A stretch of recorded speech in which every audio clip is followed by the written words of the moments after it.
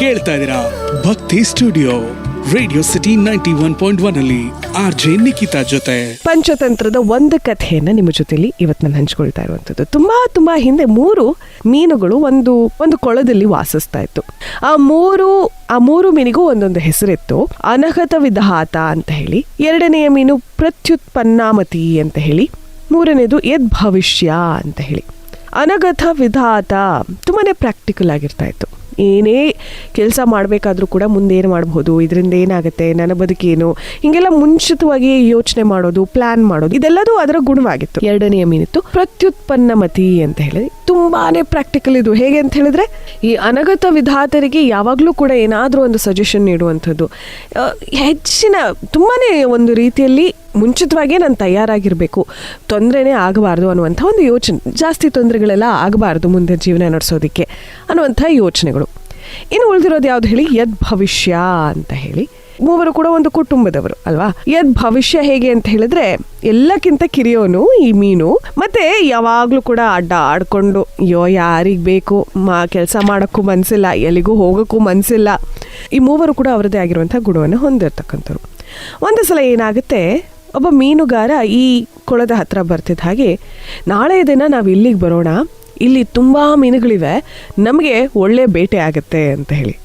ಸರಿ, ಈ ಮಾತನ್ನ ಅನಗತ ವಿಧಾತ ಅನ್ನುವಂತಹ ಮೀನು ಮನೆಯ ಹಿರಿಯವಳು ಕೇಳಿಸ್ಕೊಂಡ್ಬಿಡ್ತಾಳೆ.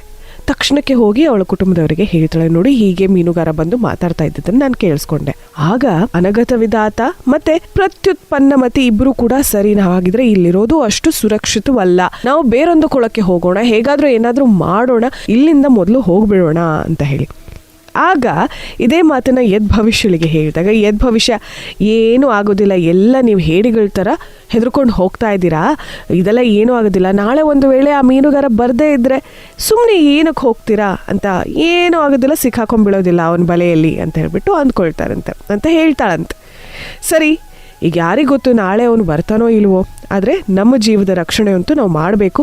ಯದ್ ಭವಿಷ್ಯ ಬರದೇ ಇದ್ರೆ ಹೋಗಲಿ. ಅನಗತ ವಿಧಾತ ಮತ್ತು ಪ್ರತ್ಯುತ್ಪನ್ನಮತಿ ಎನ್ನುವಂಥ ಇಬ್ಬರು ಮೀನುಗಳು ಯದ್ ಭವಿಷ್ಯನ ಮಾತನ್ನು, ಯೋಚನೆಗಳನ್ನು ಒಪ್ಪದೆ ಅವರು ಮತ್ತೊಂದು ಕೊಳಕ್ಕೆ ಹೆಂಗೋ ಹೋಗಿ ಸೇರ್ಕೊಂಡ್ಬಿಡ್ತಾರೆ. ಮರುದಿನ ಬೆಳಿಗ್ಗೆ ಮೀನುಗಾರ ಬರ್ತಾನೆ, ಆತ ಬಲೆಯನ್ನು ಬೀಸ್ತಾನೆ. ಈ ಕೊಳದಲ್ಲಿ ಯದ್ ಭವಿಷ್ಯ ಸಿಕ್ಕಿ ಹಾಕಿಕೊಂಡು ಬಿಡ್ತಾನೆ ಬೇರೆ ಬೇರೆ ಮೀನುಗಳ ಜೊತೆಯಲ್ಲಿ. ಕಥೆ ಇಲ್ಲಿಗೆ ಮುಗಿದು. ಆದರೆ ಇದಕ್ಕೆ ಸಂಬಂಧಪಟ್ಟಂತೆ ನಾವು ಯೋಚನೆ ಮಾಡೋದು ಸಾಕಷ್ಟಿದೆ. ಎಷ್ಟೇ ಸಂಪಾದನೆ ಮಾಡಿದ್ರು ಕೂಡ ನಮ್ಮ ಭವಿಷ್ಯದ ಬಗ್ಗೆ ಸ್ವಲ್ಪ ಕಾಳಜಿ ಇರಬೇಕು. ಒಂದು ಕೊಂಚ ಯೋಚನೆ ಮಾಡಿದ್ರೂ ಸಾಕಾಗತ್ತೆ, ಎಷ್ಟೋ ಸಲ ಸುಲಭವಾಗುತ್ತೆ. ಹೀಗೆ ನಮ್ಮ ಭವಿಷ್ಯದ ಬಗ್ಗೆಯೂ ಕೂಡ ಜಾಣ್ಮೆಯಿಂದ ಯೋಚನೆ ಮಾಡೋದು ತುಂಬ ಮುಖ್ಯ ಆಗುತ್ತೆ.